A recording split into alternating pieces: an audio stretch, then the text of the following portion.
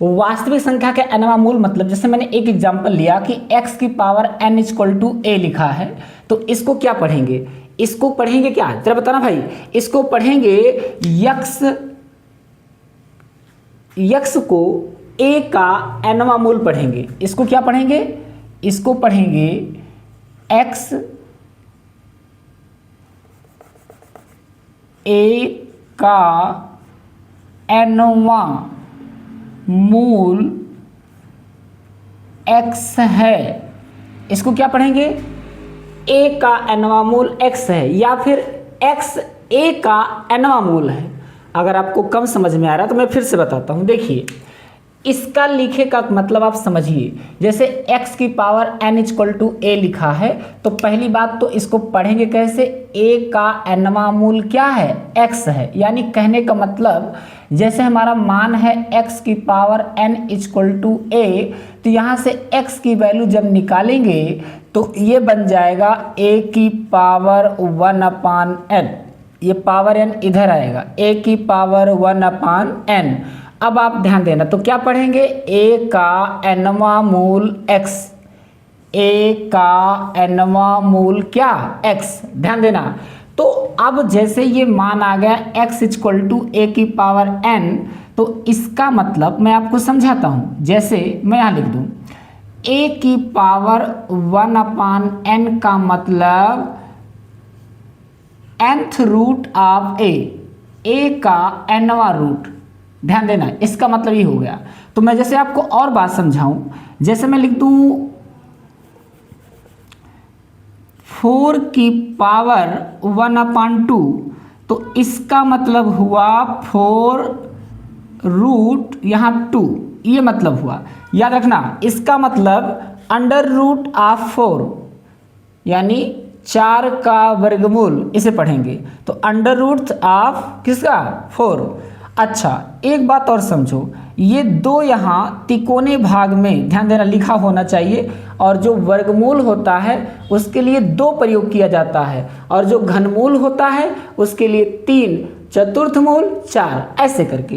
तो यहाँ पर जो वैल्यू लिखी है, ध्यान देना, वर्गमूल के लिए 2 लिखना जरूरी नहीं है। अगर आप 2 लिखिए चाहे ना लिखिए, वैसे अमूमन 2 नहीं लिखा जाता है। अगर ऐसे लिख दिया गया तो इसे पढ़ा जाता है, क्या पढ़ेंगे इसे? वर्गमूल 4 या 4 का वर्गमूल। अच्छा, जैसे मैं कह दूं 9 की पावर 1/3, तो इसका मतलब हो गया कि घनमूल 9, यानी 9 को रूट के अंदर बनाइए और यहाँ तिकोने भाग में 3 लिख दीजिए, तो इसे पढ़ा जाएगा घनमूल ऑफ क्यूबिक ऑफ 9, घनमूल 9 का घनमूल। और ध्यान देना, यहाँ पर इसका मतलब 9 का घनमूल तो 9 की घात 1/3। अच्छा, और बात समझो, जैसे मैं लिख दूँ 16 की घात 1/4, तो इसका मतलब हो गया 16 का चतुर्थ मूल, और इस तिकोने भाग में 4 लिख दिए।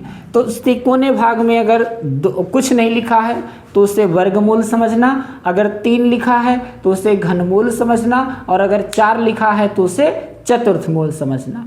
ठीक है, ये बात क्लियर हो गई। अच्छा, अब आगे समझते हैं, ध्यान देना। तो अब ये एक वास्तविक संख्या, कुछ महत्वपूर्ण सरसमकाएं, कुछ महत्वपूर्ण मोस्ट इंपोर्टेंट आइडेंटिटीज जो कि स्क्वायर रूट से संबंधित हैं, और कई बच्चे अच्छे से जानकारी ना होने के अभाव में बहुत गलत कर बैठते हैं। तो चलिए देखते हैं ये कौन कौन सी आइडेंटिटीज हैं जो बहुत ज़्यादा परेशान करती हैं। देखिए, यहाँ पर हम आपको कुछ आइडेंटिटीज लिखे हैं। पहला आपका ये है, रूल्स भी हैं, नियम तो पूरा समाहित है इसमें। जैसे √a plus √a equal to 2√a। इसका मतलब क्या आप समझ रहे हैं? इसका मतलब आप यही आपको समझना है कि अगर सेम आइडेंटिटीज करणी को, सेट्स को सेम है, एकदम सेम है, मतलब इसका पावर और अंदर लिखी वैल्यू, एकदम सरल भाषा में समझा रहा हूं, इसका घातांक और अंदर लिखा वैल्यू अगर सेम है, तभी ये जुड़ेगा, तभी ये घटेगा। याद रखना, तभी ये स्क्वायर रूट वाला जुड़ेगा और तभी ये घटेगा। और एक बात इंपॉर्टेंट, जब कभी हम किसी भी इस प्रकार स्क्वायर रूट्स की वैल्यू को जोड़ते हैं या फिर घटाते हैं, चाहे जोड़ें चाहे घटाएं, अगर जोड़ने और घटाने की प्रक्रिया आपको करनी है तो हमेशा इसका जो कोफिशिएंट होता है वही जुड़ता है और वही घटता है। ठीक है, इसका जो कोफिशिएंट होगा किसी भी करंडी का, जो उसका कोफिशिएंट होगा, इसका बगल का जो गुणांक होगा वही जुड़ेगा और वही घटेगा। इस बात को ध्यान देना, अंदर की वैल्यू, अंदर के मान ना तो जुड़ते हैं ना तो घटते हैं बगल वाले से। ठीक है, अब ये ये 2a नहीं होगा, ये इसका कोफिशिएंट जुड़ेगा। यानी कहने का मतलब यहाँ a का जो कोफिशिएंट है वो लिखा कुछ नहीं है, 1 माना जाएगा। इसका भी कोफिशिएंट कितना माना जाएगा, 1 माना जाएगा। तो ये कोफिशिएंट जुड़ता है, सेम सेम करंडी हो गई। अब इसका कोफिशिएंट जुड़ेगा, 1 1 मिलकर 2, 2 रूट a, ये तो रूट a सेम सेम ही है। इसका कोफिशिएंट जुड़ता है, इस बात को ध्यान देना, इसका कोफिशिएंट ही घटता भी है। जैसे इसमें देखो, यहाँ आप देख पा रहे हैं कि ये सेम सेम करंडी है, सेम सेम जैसा स्क्वायर रूट लिखा है तभी ये घट भी रहा है और घटेगा तो इस यहाँ वर्गमूल है, यहाँ भी वर्गमूल है, दोनों सेम सेम है, अंदर लिखी वैल्यू भी सेम सेम है, तो इसलिए ये घट भी रहा है। और घटेगा तो सिर्फ कोफिशिएंट ही घटेगा। जैसे देखो यहाँ कोफिशिएंट कितना है, 3, और यहाँ कोफिशिएंट कुछ नहीं है तो क्या मानेंगे, 1 मानेंगे। तो 3 में से 1 घटा, कितना आया, 2, और आपका जो करंडी है ना वो सेम सेम ऐसे रहेगा। तो याद रखना, चाहे जोड़ना हो और चाहे घटाना हो, जब तक उसका करंडी स्क्वायर रूट सेम सेम नहीं हो जाएगा तब तक वो ना तो जुड़ेगा और ना ही घटेगा।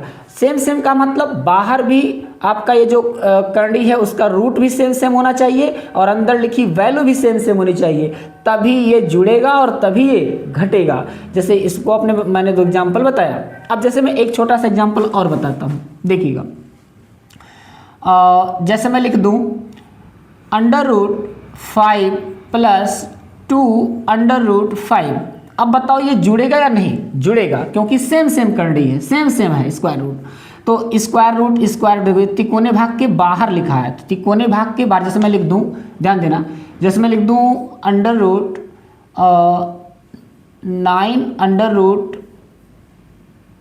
√20, तो इसका मतलब ये 20 का तो रूट है लेकिन इसका कोफिशिएंट 9 है, यानी √20 √20 प्लस प्लस प्लस करके ऐसे 20 बार लिखा है। ठीक है, ध्यान देना इस बात को, कोफिशिएंट अलग है।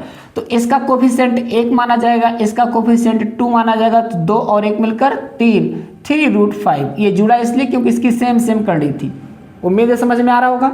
अच्छा, ये बातें हो गई। और एक बात ये कि अगर अलग अलग कोफिशिएंट करंडी बन गई, जैसे यहाँ √a आ गया, ये √b आ गया, ये दोनों अलग अलग हो गए, तो ये कभी ना तो जुड़ेंगे और ना ही कभी घटेंगे। ध्यान देना इस बात को, तो ये इसके बराबर नहीं होगा, ये जुड़ेगा ही नहीं तो बराबर कैसे आएगा। ठीक है ना। अच्छा, तो कैसे होगा, ये सिर्फ इतने, इसको हम प्लस में ऐसा करके ब्रैकेट लगा के लिख सकते हैं, बस इतने कर सकते हैं, ये जुड़ेगा नहीं। ठीक है, आगे देखते हैं। आगे हमारा ये रूल है, √a × √b, गुणा का मैटर आ गया। अगर किसी आइडेंटिटीज को आप मल्टीप्लाई करते हैं तो मल्टीप्लाई जो होगा वो सेम सेम करनी होनी चाहिए, अंदर क्या लिखा है उससे मैटर नहीं है। तो जैसे √a √b दोनों का रूट सेम सेम है तो इसका मल्टीप्लाई हो जाएगा, अंदर क्या लिखा है इससे मतलब नहीं है। तो जैसे √a √b का गुणा करेंगे तो √ क्या हो जाएगा, ab। मैं इसका एक एग्जाम्पल बताता हूँ, जैसे मैं लिख दूँ √5 × √2, ये क्या वैल्यू बना लेगा, ये देखो दोनों का √ सेम सेम है तो रूट सेम सेम होने के कारण 5 2 क्या हो जाएगा, √10 आ जाएगा।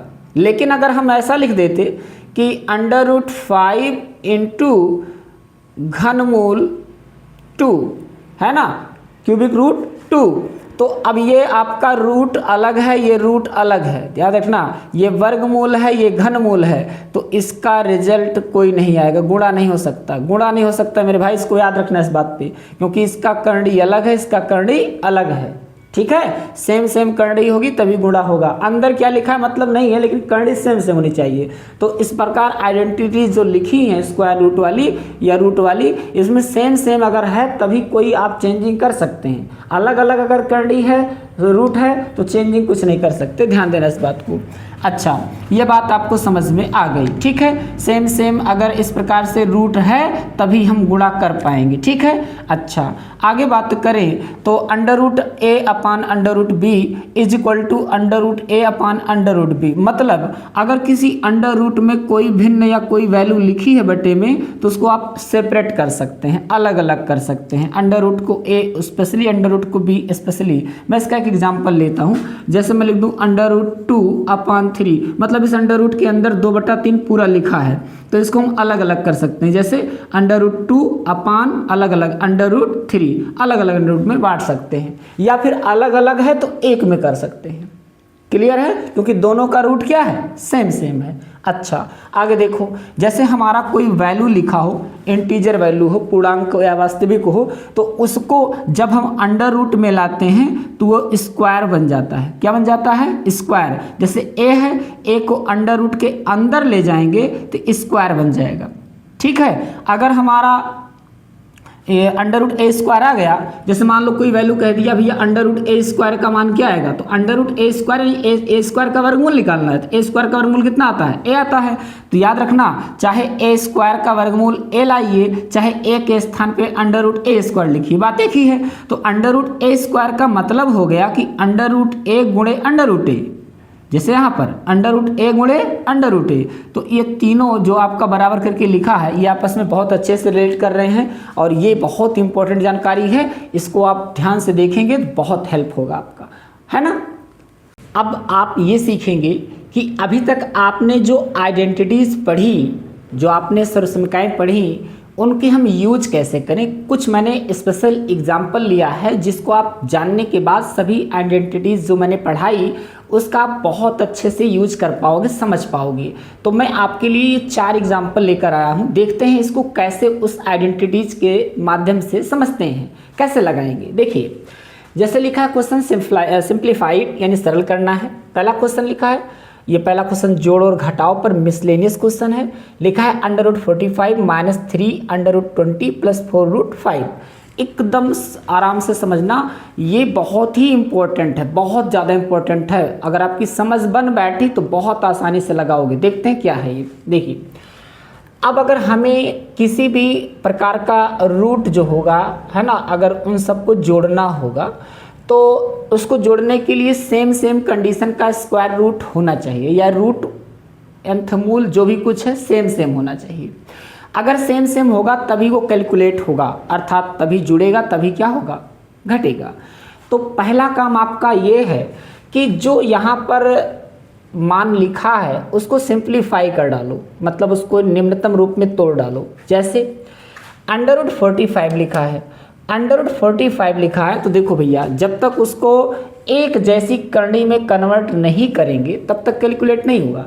अब ये जो हमारा लिखा है 4 रूट 5, इसको हम अब और तोड़ नहीं सकते क्योंकि अंडर रूट 5 का अंडर रूट 5 ही बनेगा, इसका वर्गमूल निकलना ही नहीं है किसी भी तरह से। अब मतलब या तो निकलेगा दशमलव में आएगा। अब अंडर रूट 20 की बात करें तो इसको लिख सकते हैं कितना, इसको लिख सकते हैं 4 × 5 लिख सकते हैं, समझ में आ रहा है ना, 4 × 5। और ये 45 जो लिखा है हमें ऐसे दो फैक्टर में तोड़ना है जिसमें से कम या तो दोनों फैक्टर का जो है पूरा वर्गमूल निकल जाए, या तो किसी एक फैक्टर का अधिकतम से अधिकतम वर्गमूल निकल जाए, ऐसे फैक्टर में तोड़ना है। तो 45 का अगर मैं तोड़ लूँ 9 × 5 तो ज़्यादा बेटर है, और ये टूटेगा भी। अच्छा, सभी स्क्वायर रूट है, यहाँ तिकोने भाग में कोई भी कुछ नहीं लिखा है तो ये वर्गमूल ही समझा जाएगा। ये तो कोफिशिएंट है 4 और 3, ठीक है। अच्छा, तो 9 का वर्गमूल कितना आता है, 3। 5 का निकलेगा नहीं, इसको अंदर रखो। माइनस 4 का वर्गमूल निकलेगा, 2 आएगा, 2 बाहर आएगा, 3 से मल्टीप्लाई हो जाएगा तो आ जाएगा 6। और ये 5 का निकलेगा नहीं, इसको अंदर रखो।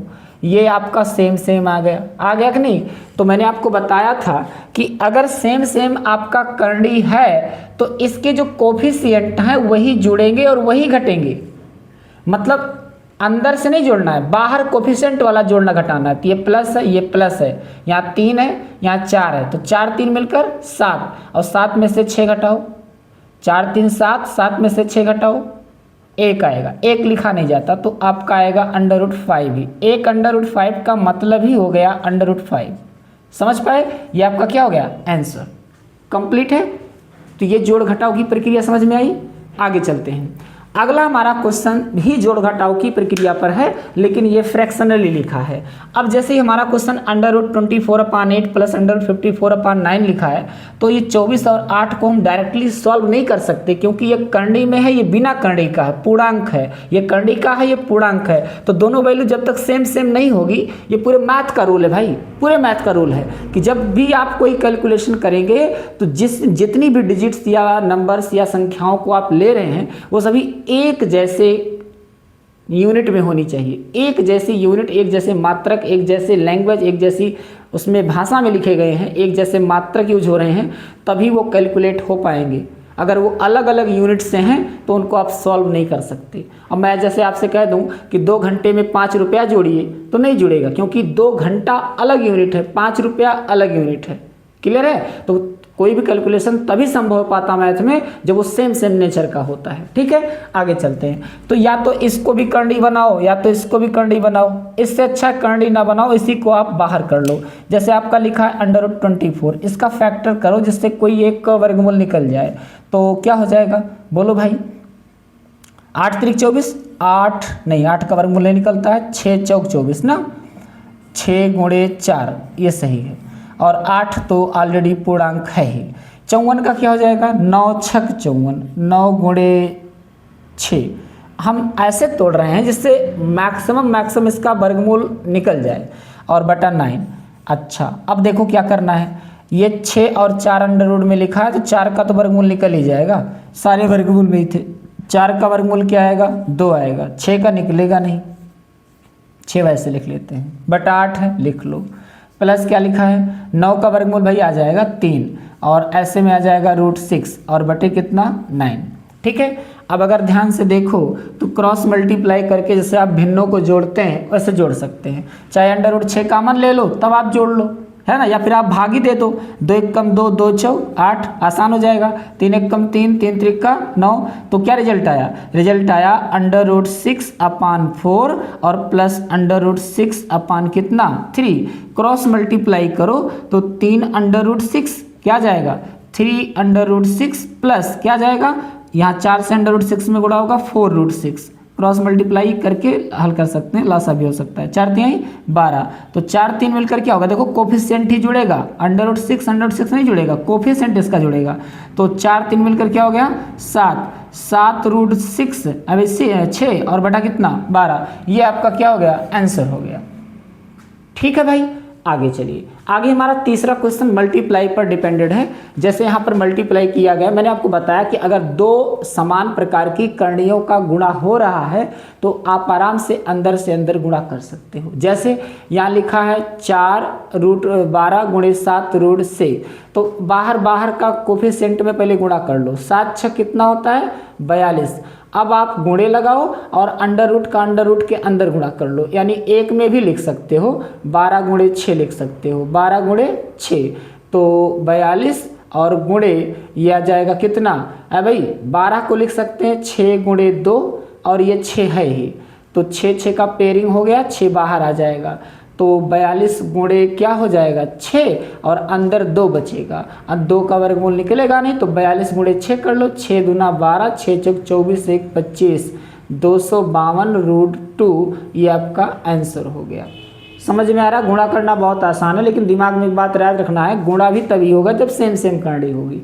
अंदर कुछ भी लिखा हो मतलब नहीं, लेकिन सेम सेम करनी होनी यहाँ जरूरी है गुणा में। ठीक है, आगे देखते हैं। आगे हमारा डिवाइड पर आधारित है, भाग करना, डिवीजन है। तो भैया डिवीजन है तो पहले इसको समझिए क्या है। देखिए ये लिखा है 4√28, 28 को तोड़ लेते हैं, आसान पड़ेगा। 28 मतलब होता है कितना? है भाई 7 × 4, सही है, और बटे, भाग मतलब बटे हो गया, 3 कितना? 7, सही है, 3√7। तो भैया ये 4 का वर्गमूल निकलेगा, 7 का निकलेगा नहीं, 4 का वर्गमूल निकलेगा, 2 बाहर आएगा, 4 दूना कितना हो गया? 8, 8√7, और बटे आ गया 3 कितना? 7। तो √7 सेम सेम करनी होने के नाते कैंसिल हो गया, भाग हो गया, कैंसिल हो गया, तो बचा आंसर कितना भाई? 8/3, ये आपका क्या हो गया? आंसर।